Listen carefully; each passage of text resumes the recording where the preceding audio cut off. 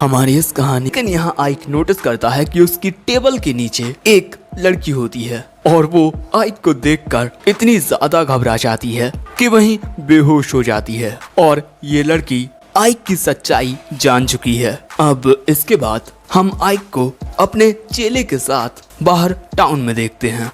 Master आइक, आपको नहीं लगता कि आप कुछ ज्यादा इंसानों को जिंदा रहने दे रहे हैं? दूसरे लीडर्स का कहना है कि हमें सभी इंसानों को मारकर सब कुछ जला देना चाहिए।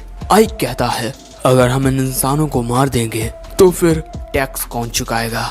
आइक ये कह ही रहा था कि तभी उसके पास कुछ इंसान आते हैं उससे कुछ कहने के लिए। हमें डीमन लॉर्ड की आर्मी को कितना टैक्स देना होगा? जितना आप हमेशा से देते आए हैं। लेकिन अगर किसी ने भी डीमन लॉर्ड की आर्मी की बात नहीं मानी तो उन्हें इसकी सजा मिलेगी। उसकी ये बात सुन इंसान थोड़े घबरा जाते हैं, लेकिन अगले ही पल में आइक वहाँ से गायब हो जाता है और जैसे ही वो दूसरी जगह पहुँचता है उस पर एक खतरनाक डीमन हमला करने लगता है और आइक को सम्मन किया है इस लड़की ने जिसको हमने कुछ देर पहले देखा था। अब यहाँ ये डीमन काफी ज्यादा ताकतवर होता है, लेकिन आइक यहाँ बस अपने एक ही हमले से उस डीमन को खत्म कर देता है। जो देख वो लड़की कहती है, वो गोलेम काफी ज्यादा ताकतवर था लेकिन तुमने उसे हरा दिया। तो ये मोहतरमा है डीमन लॉर्ड की आर्मी की 7th कॉर्प्स कमांडर सेफीरो। ये मेरी सुपीरियर है और इकलौती ऐसी डीमन जो मेरा सीक्रेट जानती है। आइक उससे कहता है, आखिर तुम मुझे हमेशा इस तरीके से क्यों बुलाती हो? क्योंकि मुझे इसमें मजा आता है। वैसे तुमने काफी जल्दी उस राज्य पर कब्जा कर लिया। वैसे तुमने मुझे यहाँ क्यों बुलाया है? मास्टर दाइरोकुतेन तुमसे मुलाकात करना चाहती हैं। तुम शायद से पहले ऐसे ब्रिगेड कमांडर हो जिसे ये मौका मिला है।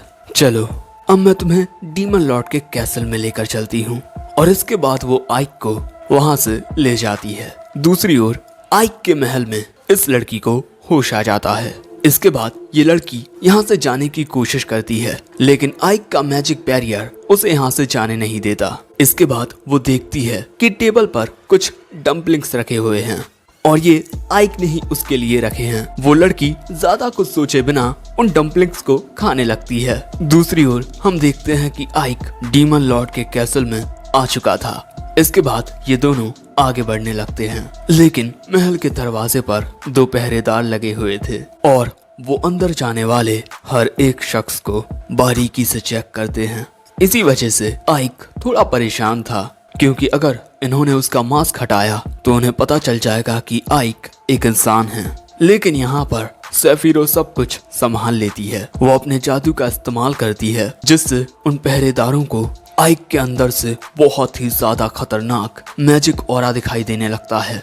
जो देख यहाँ मौजूद एक बंदा कहता है, तुम्हारी ताकत बिल्कुल तुम्हारे दादा के जैसी है। आइक पूछता है, तुम मेरे दद्दू के बारे में जानते हो? वो कहता है, मास्टर मैजिशियन के बारे में हर एक डीमन जानता है। और ये बात सुन आइक को समझ आता है कि मरने के बाद भी रोमबर्ग के नाम का दबदबा है। अब इसके बाद कैसल के अंदर आकर ये डीमन लॉर्ड से मिलने के लिए जाने लगते हैं और डीमन लॉर्ड का महल बहुत ही बड़ा होता है और सिर्फ आइक को ही चलते हुए जाना पड़ रहा था। सेफीरो और वो दूसरा शख्स उड़ते हुए जा रहे थे, लेकिन जिस स्पेल का यूज इस तरह उड़ने में किया जाता है उसको आइक इतने अच्छे से कंट्रोल नहीं कर पाता। और इसके बाद ये सभी पहुंचते हैं डीमन लॉर्ड के चैम्बर के पास। सेफीरो आइक से वहीं ठहरने को कहकर पहले चैम्बर के अंदर चली जाती है। वहीं बाहर आइक हमें बताता है कि करंट डीमन लॉर्ड दाइरोकुतेन ने डीमन लॉर्ड की आर्मी का नेतृत्व इतने अच्छे से किया कि अब डीमंस का पकड़ा इंसानों के खिलाफ भारी है। लोगों का कहना है कि ये डीमन लॉर्ड बेहद निर्दयी है। जो भी उसकी आंखों में चुभता है वो उसे खत्म कर देता है, भले से ही वो दोस्त हो या दुश्मन। लेकिन अगर कोई उसकी आंखों को भा जाए तब वो उन्हें काफी अच्छा ओहदा देता है, भले से ही उनमें ताकत की कमी क्यों ना हो।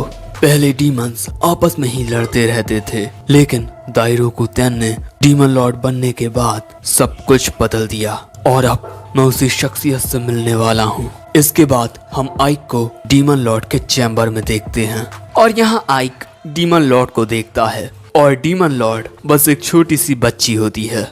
मैंने सुना तुमने आर्समैन की फोर्ट्रेस सिटी पर एक हफ्ते में ही कब्जा कर लिया। आइक कहता है हाँ, और इसका सारा श्रेय मास्टर सेफिरो को जाता है। तभी सेफिरो कहती है ये उसका पोता है जिसे गार्जियन ऑफ हेल कहा जाता था, रॉमबर्ग। ओह, तो ये रॉमबर्ग का पोता है। अब समझ आया कि आखिर इसने उन इंसानों को क्यों नहीं मारा और कैसे इसने इतनी आसानी से फोर्ट्रेस सिटी पर एक हफ्ते में ही कब्जा कर लिया, और ना ही इसने उन इंसानों के लीडर को मारा। सो तभी आइक कहता है कि भले से ही इंसानों के अंदर हम डीमंस का खौफ हो, लेकिन इस खौफ से वो हमारी गुलामी नहीं करेंगे। और आपको तो ये बात पहले से ही पता होगी कि पहले जितने भी डीमंस ने सिटी के लीडर्स को खत्म किया है और जिन्होंने जिंदा छोड़ दिया, वहाँ के हालात अब कैसे हैं।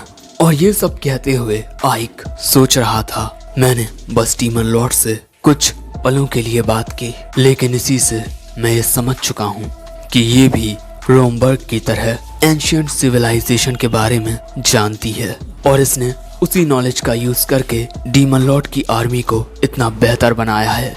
वो ये सोच ही रहा था कि तभी डीमन लॉर्ड उसके पास आ जाती है। सच में तुम दूसरे डीमंस से बहुत अलग हो। अगली बार जब हमारी मुलाकात होगी तब मैं तुम्हारा चेहरा जरूर देखूंगी। और ये कहकर डीमन लॉर्ड वहां से चली जाती है। और उसके जाने के बाद आइक चैन की सांस लेता है। वो काफी ज्यादा घबरा गया था। वो सेफिरो से कहता है उसे कितनी आसानी से पता चल गया कि मैंने एक मास्क पहन रखा था। वो कहती है तुम्हें तो इस बात से खुश होना चाहिए कि उसे तुम्हारी असलियत का पता नहीं चला, और इसके अलावा उन्होंने तुम्हें एक तोहफा भी दिया है, लेकिन मुझे ये तोहफा सजा ज्यादा लग रही है। इसके बाद आइक अपने महल में आता है और यहाँ आने के बाद वो उसी लड़की को देखता है जो मस्त आराम से सो रही थी। सो आइक उसे जगाता है। आइक को देखकर वो लड़की बहुत घबरा जाती है। प्लीज आप मुझे मारिए मत, आप जो कहोगे मैं वो करूंगी। मैं तुम्हें नहीं मारूंगा। वैसे तुम्हारा नाम क्या है? वो बताती है 13।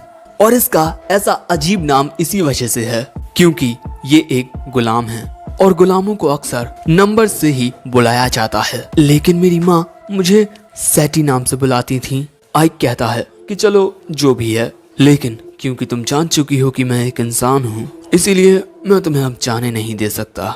और ये बात सुन वो लड़की घबरा कर आइक के ऊपर ही चढ़ जाती है। सो आइक उससे कहता है कि आज से तुम मेरी मेड हो। और ये बात सुन वो लड़की खुश होकर आइक के गले लग जाती है। अब अगले दिन हम टाउन में आइक और उसकी आर्मी को देखते हैं, और आज से आइक इवेलियस का शासक है। और इसी तोहफे के बारे में कल सेफिरो ने आइक से कहा था। और इवेलियस साउथ की ओर काफी ज्यादा दूर है, युद्ध भूमि की फ्रंट लाइन पर। ये एक छोटा टाउन है, लेकिन हमारी आर्मी के लिए काफी ज्यादा क्रिटिकल। तुम्हारा मिशन है उस टाउन की हिफाजत करना और वहां से डबल टैक्स रेवेन्यू कमाना। और ये आइक के लिए बेहद मुश्किल होने वाला है।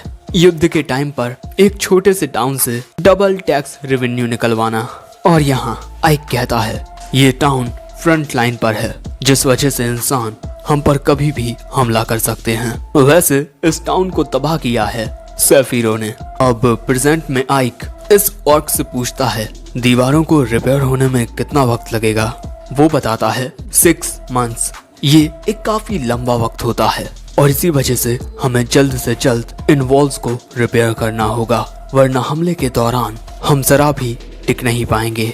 इसीलिए आइक कहता है हम ये सब 1 महीने में करेंगे। और कहता है लेकिन ऐसा कर पाना नामुमकिन है। आइक कहता है कि अगर इंसान और डीमंस एक साथ काम करें तब ऐसा मुमकिन है। और इसके बाद डीमंस और इंसान एक साथ काम करने लगते हैं जो देख और कहता है मैंने आज से पहले ऐसा दृश्य पहले कभी नहीं देखा। मास्टर आइक मुझे हमेशा इसी तरह से चौंका देते हैं। उन्होंने हर एक चीज को इतने अच्छे से मैनेज किया है कि मैं क्या बताऊं। ये आदमी एक जीनियस है। और काम के दौरान कई बार आइक काम में मदद भी करता है, जैसे वो अपने मैजिक से बड़े बड़े पत्थरों को धूल बना देता है। और ये देख वो और कहता है कि मास्टर आइक जरूर से अगले डीमन लॉर्ड बनेंगे। मैं इनकी हमेशा सेवा करूंगा। और इसी के साथ ये पहला एपिसोड एंड होता है।